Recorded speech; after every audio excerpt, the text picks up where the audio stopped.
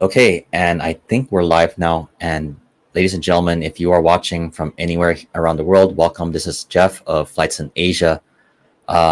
This live stream will just be more of a. You are watching from anywhere around okay, the wait, world. Got echo here. This is Jeff of. Yeah. Anyways, just doing a live channel update of what is going on. Oh, okay, sorry about that, everybody. Okay, so let's begin again. This is just going to be more of a live Flights in Asia update, and I was thinking of doing a video on this, but I decided to do more of a live stream. So whoever is online, I'll see later on if anyone joins in. If you join in, just make sure try to comment in, and maybe I can feature your comment there. But for the most part, I've noticed I kind of get distracted with the StreamYard comments, so. But first off, I will be going over some of the channel, using this as opportunity again, as mentioned, to go over the channel updates. And related to this YouTube channel, it's been 4 years. The very first video was published on February of 2019, actually. So we're going over 4 years. This was about before the COVID-19 pandemic. So a lot of the content was during COVID times. And now that we are in the post-pandemic travel boom, some positive developments. The channel actually crossed over 6,000 subscriptions a few months ago. And for everybody, I would like to say thank you for supporting the channel through the likes, comments, and the subscriptions as well. And I know there are a few of you who regularly watch the channel. Now, you may not necessarily be commenting or liking or basically watching it all the time, 24/7, and I don't expect it to. I do want to wish everybody and actually say it to everybody, thank you very much for supporting the channel. As for the regular updates for the channel, I do have some things to say, and I will still continue the regular news and updates, mostly focused on the region. And I actually will be expanding more now that travel is now back everybody's now back traveling around the world now, as we are going through this whole post-pandemic travel boom. That's one thing that's pretty cool now, that everybody's out and about, and there doesn't seem to be any more of the restrictions for the most part around the world. There are still a few left. So now, every time now, I think if I have an opportunity, I will be doing some trip reports, which I will now be calling travels. Now, before the pandemic, I did some flight reports. For those of you who have been watching before, there was a few that I did. One was domestic, and there's a few international flights that I did, and I think one in Japan. So after now that we've gone through the pandemic, I will be resuming them. Anything outside the room now, and also recently I did the travels with the Air Asia at Terminal 2 for Air Asia Philippines at the new Terminal 2 in Manila. Okay, drift. Okay, that's very disgusting, but okay, whatever. Now, as for live streams, we just did one with aviation update, Dirk Salcedo of Aviation Updates Philippines, and that was regarding the overbook situation. We kind of went through other different topics. I do think we are going to be doing more streams, and going forward into the channel, we are going to be doing much more. So for the meantime, we're going to be doing mostly video content, but also now we're going to try to do some live streams, and hopefully we can get some interviews. And one of the interviews that we wanted to do last week with Dirk was actually have the more of the discussion of the Pratt & Whitney engine issues that has been going on around the world for airlines. And I wish that we had an engineer or someone familiar with the inner workings of Pratt & Whitney engines, especially the new ones that are coming out with the Airbus A321s and the A320neos. We would like to have that discussion. So if anyone knows of anyone watching this after this is over, we would like to speak to someone, and Dirk will probably be on that. And also, we will be doing some other live streams whenever possible. This is not going to be every day. We'll try to do 1 or 2 every month, depending on schedule. Because even me, I would say I would not do a lot of live streams. I think most of the video content will just be published as is, and like the flight reports. But every now and then, this will be something that I'll do. Yeah. Overall, I'm looking to do more for the channel, and try to the whole theme of it is to diversify most of the content, because at some point I am covering air travel and aviation Asia, and it is now time now to really go back out after all these years of being idle due to the COVID-19 pandemic, very limited to just doing news and update videos. So that's something that I'm looking forward to. And actually, now that I mentioned it, we'll go ahead and just mention some. And depending on who's online, some might join in later, or some will watch later on. So I'll just go ahead and go forward. But that's very much the updates for the channel. So anyways, we're going to go ahead and just do some stories here, some interesting stories that I mentioned. And one of the very first stories that I wanted to mention was we've seen the Airbus A380 been a very unique aircraft. And recently I did have the chance to fly on one, and I am going to be having a trip report on that flight later on. That's coming in. I already finished the voiceover. I am in the process of beginning the editing process and going over the footage that I have. So that's something that hopefully you guys will be looking forward to. As for this, in this case, this is Emirates Airlines. When will Emirates retire the Airbus A380s? Coming from 1 mile at a time. And it reads, when you think of the Airbus now, and absolutely, it's if you read this article, it starts off talking about the importance of Emirates and the A380. And now we are starting to see a timeline of the aircraft to be retired, and it looks like Emirates could be retiring the Airbus A380s, the super jumbos, sometime in the early 2030s, which it says here, and 2032. And it's kind of good and bad news. Now the good news is the Emirates A380s will be around. It doesn't seem like Emirates is slowing down of bringing the aircraft around. Oh, Arnator, hello. How you doing? Hopefully, thanks for joining, by the way. I just randomly. So basically the A380, I mentioned that I have an upcoming flight report on an A380, and interestingly, I saw this article just a few minutes ago, so I decided to put it on. And I'll try to go through your comments every now and then, but right now I'm going through the screen here. So yeah, basically it's an Emirates, going back to the A380. It's a very important aircraft for Emirates, and so far there's going to be I think there's going to be very good opportunities for people to fly on Emirates A380s or an A380 with another airline. You'll have I think Singapore Airlines are also flying them. Lufthansa recently just added some routes too with them. Yep, very much.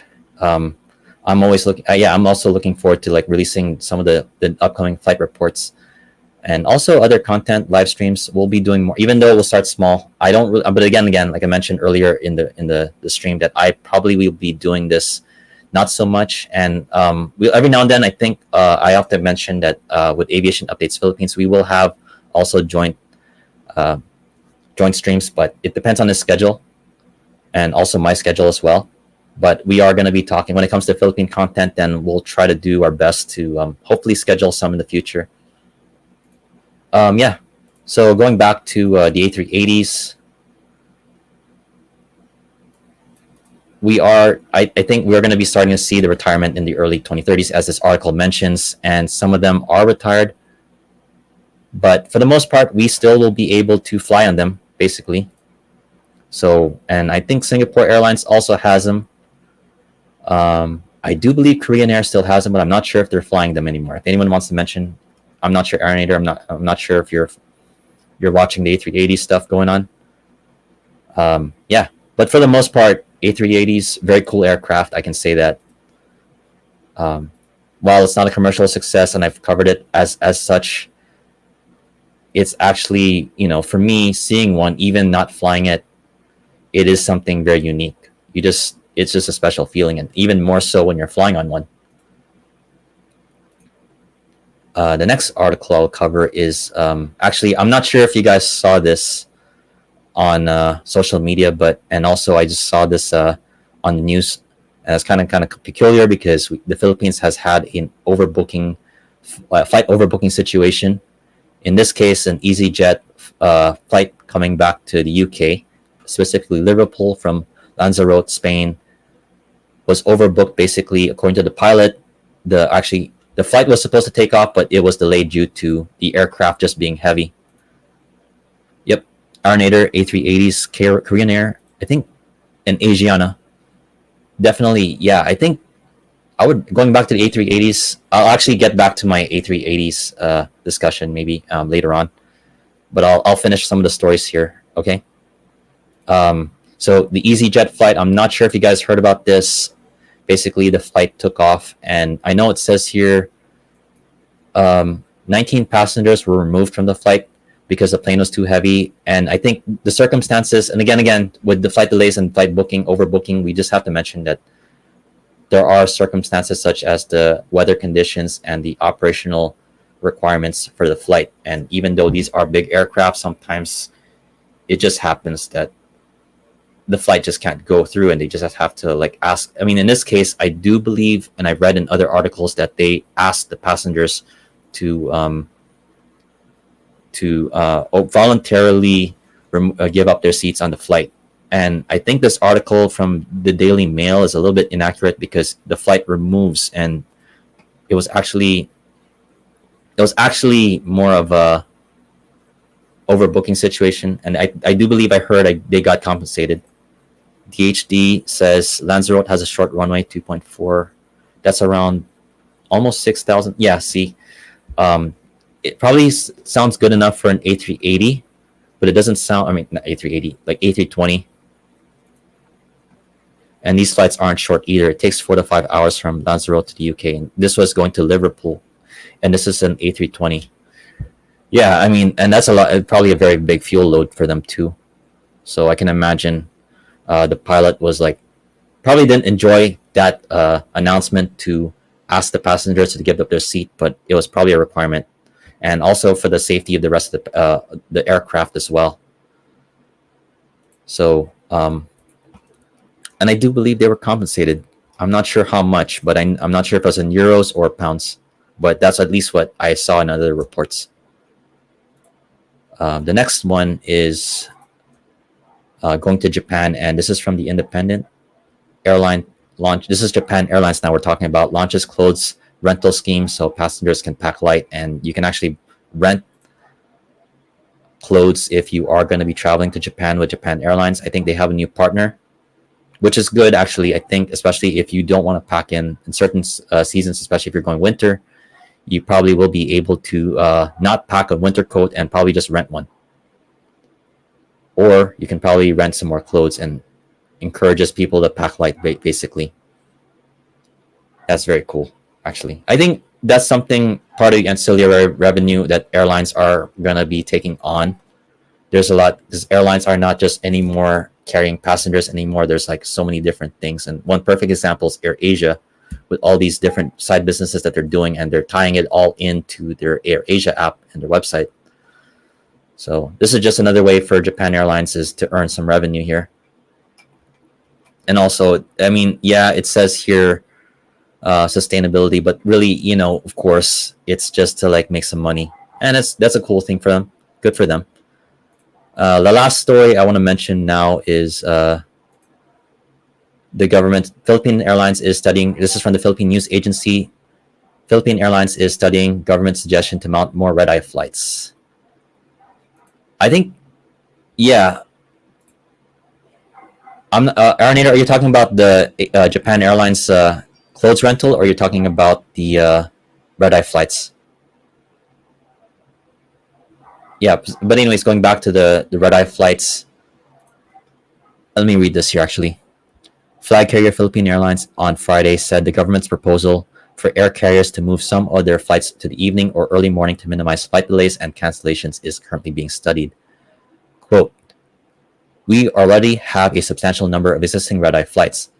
This new proposal by the government for us to mount more red-eye flights will have to be studied carefully," Philippine Airlines spokesperson Cielo Villaluna told the Philippine News Agency. And as a reference, it says here the red-eye flight refers to a flight departs at night and arrives in the early morning. Okay, Japan Airlines. Okay. Yeah. But we'll get to the all. If you guys want to discuss more about the stories, let me finish up this Philippine Airlines one here. What I want to mention here.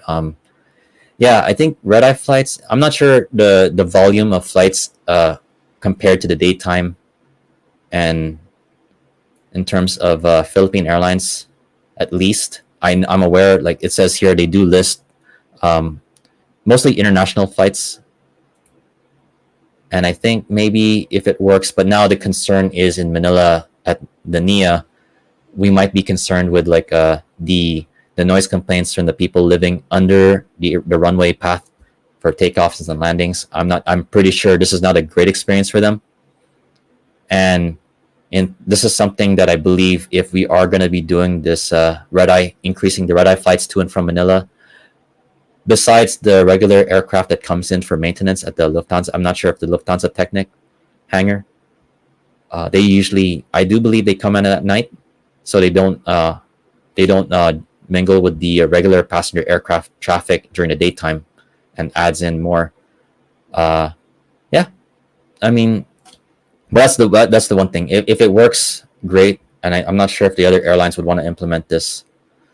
So, anyways, yeah, that's very much what I just wanted to mention about the four articles that I picked here.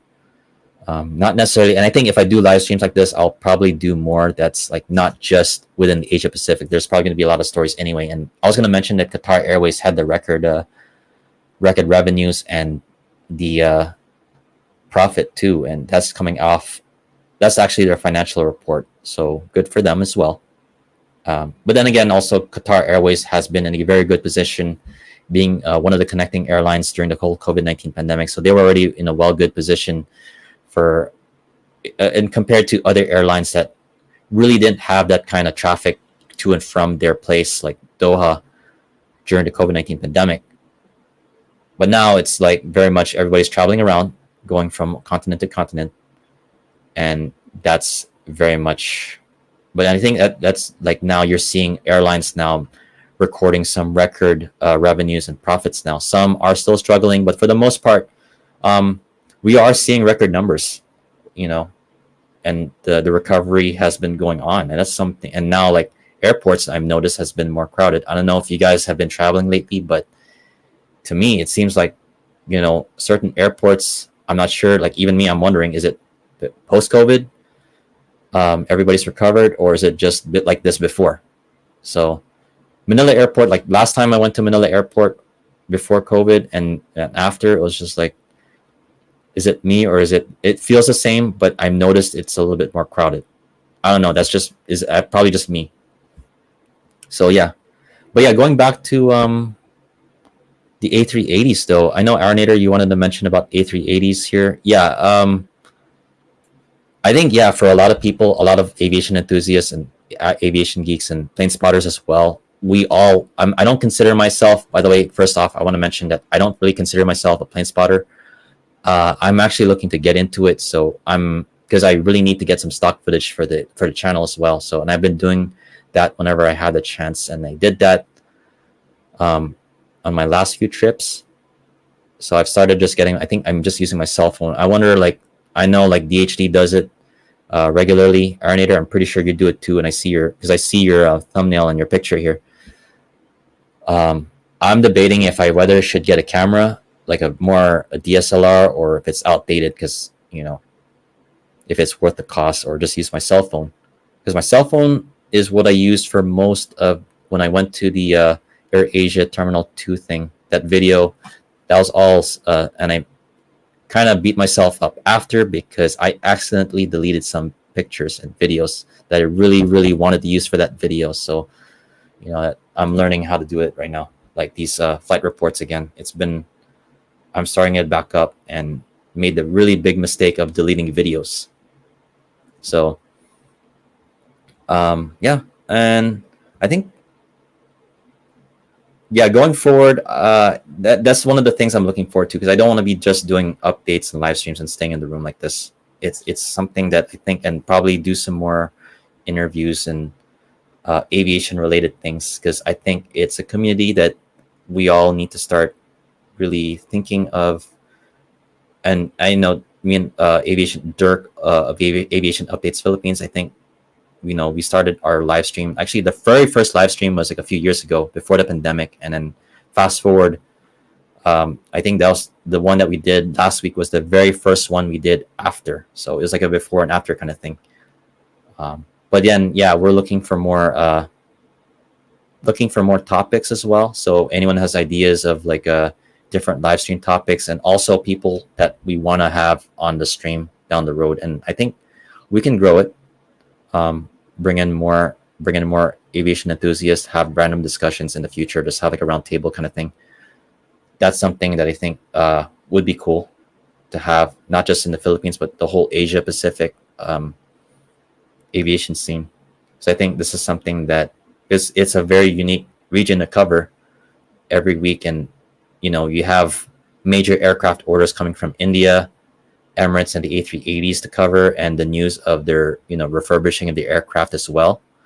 And also you just have now, and recently another thing I want to mention, I forgot to put it up, and I realized it, that the story of there was recently a tensions between United and Delta for the flight slots at Tokyo Haneda, where I should have actually mentioned that before on the headlines earlier. But in long story short, Delta wanted to, in May, sought the approval, or they made a request to the United States Department of Transportation to get more, to use 2 of their 5 flight slots at Tokyo's Haneda Airport.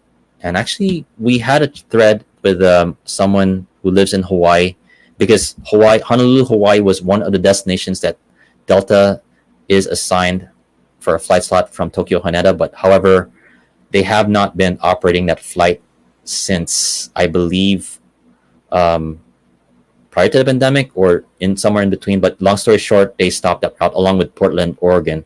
So they're currently operating 4 out of their assigned cities out of their assigned 7. I believe it's Atlanta, Detroit, out of my head, Seattle, and I do believe Los Angeles is the other one. The other 2 cities that they're not serving right now, but they usually did before the pandemic, was Portland and Honolulu. And the reason why is Delta said that the demand has shifted, and when they were seeking for the flight slot flexibility, it was because they were saying to the DOT, that the US DOT, that it was the market conditions, and it wasn't the same way as it was in 2019. Actually, let me get that. Actually, you know what? I'll just mention it. I know I'm just mentioning it off the top of my head here.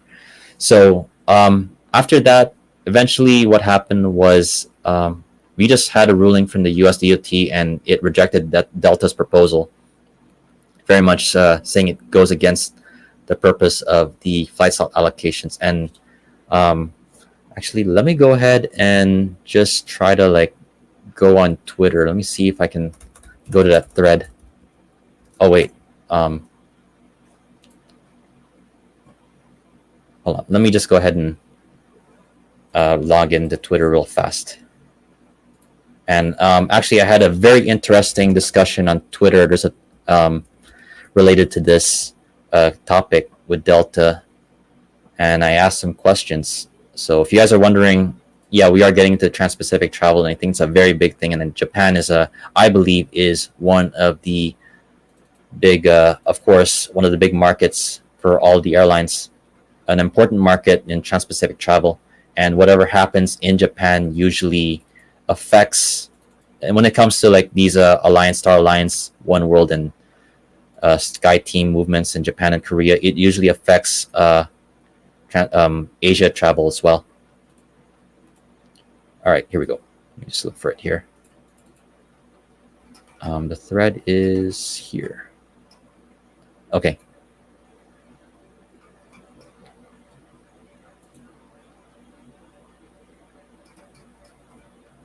Hang in there, guys. I'm sorry about this.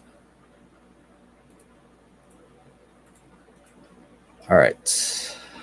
Let me see if I can get it here. Okay, here we go.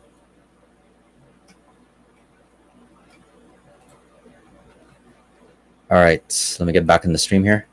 So basically, the this person, I had a live little chat on Twitter. Basically, we're discussing the whole Delta issue at Tokyo's Haneda Airport, and particularly since he lives in Hawaii, um, he does write, "LOL, Delta can't compete out of Honolulu due to high competitive setup with Zip Air, United, Hawaiian, JAL, American, and ANA. And they gave up their rare slot at Narita, which allowed them to have a kitchen because they switched to Korean Air in Incheon as their hub," it said. Now, the backstory of this, basically, a few, I think before the pandemic, Delta switched their hub. I'm pretty sure a lot of you have heard this, that they switched their main Trans-Pacific hub to, after many decades at Tokyo's Narita Airport, to Incheon, and they basically conceded that place in favor of having all their Tokyo area flights to Haneda Airport. At the time, it was probably one of their best decisions, I guess. I mean, based on what they saw in the market. And we also have now here, and I asked later on after that, between Haneda and Honolulu, would have assumed that there was a bit of a chance because most of the flights are from Narita. Now, I'm referring to the flights to Honolulu, and prior to the pandemic, this was a very big tourist market. Also to mention, between Japan and Hawaii, and if you ever seen the number of flights between the two points, you also have not just Tokyo connected to Hawaii, specifically, mostly to Honolulu, but you also have different cities like Osaka, Nagoya, and I do believe there's also one flight from, I think Hawaiian operates it, between Sapporo in northern Japan, in Hokkaido. So there's multiple cities, and also there's a Fukuoka flight as well. So, and I asked about how's Delta marketing its routes in Japan, and he says here, "I don't really see any Delta marketing. I see more of other carriers. Plus, the Haneda slot was for the build-up of the Olympics until COVID delayed that. But lots of Haneda flights too from Honolulu now. I think it's too crowded until Japan tourism is back to Hawaii." So yes, it's a very complicated situation for Delta, and I can see why they want to go back to, they want to use the flight slots for other routes right now, given that the same person mentioned that the market right now is, when I asked about the current market recovery for the Japan-Hawaii market, it's, according to him, the news is only saying 5% during the spring. So that's not really good right now. And this has been, Japan was previously one of a top tourism markets for basically the state of Hawaii, basically, and that was almost wiped out during the pandemic. And now they're trying to, I think these destinations are trying to recover it, like Hawaii, for example. Of course, Hawaii, a very unique case of tourism. It's a very popular destination. But right now, a lot of the, they also have the U.S. mainland tourists coming as well. But Japan is a very important market for them as well. So that's why these airlines, you see a lot of airlines going back and forth between Hawaii and Japan. So yeah, I think could be something that I don't know what to say here. Yeah, in terms of Japan, as I mentioned, it's a very important part of the Trans-Pacific market. You also have Korea as well, and that's a whole other thing I've covered in previous videos when it comes to like it's a high stakes kind of position right there. And if you are in a good position between Asia and North America for flights, it's usually Japan and Korea. So if like the One World Star Alliance kind of thing, those two alliances basically own Japan.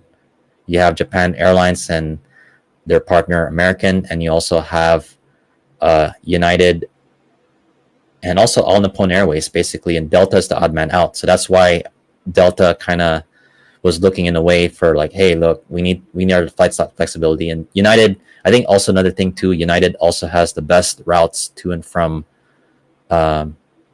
Japan and North America. So that's another thing.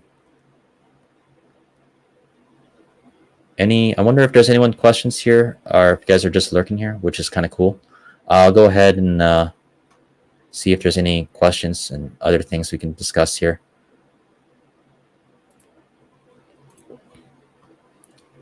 Yeah, but very much I've discussed everything I wanted to discuss. Just if it's going to be a short, I think I don't mind if it's a short stream. I'll probably, but I just wanted to mention the updates again for those who are online now.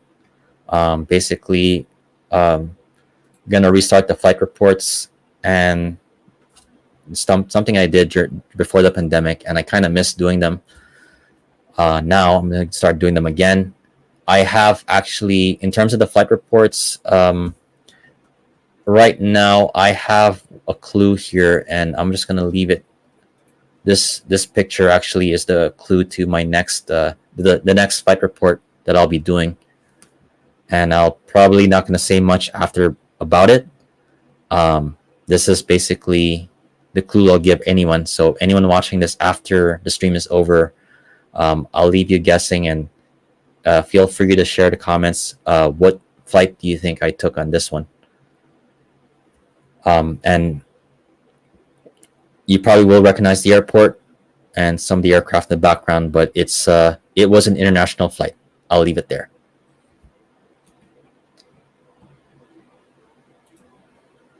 Other than that, I think it's a very short stream, and I've covered everything I wanted to discuss. And I know I kind of didn't announce this, and I wanted it to just be a random live stream. So I was kind of debating whether I wanted to go on or not.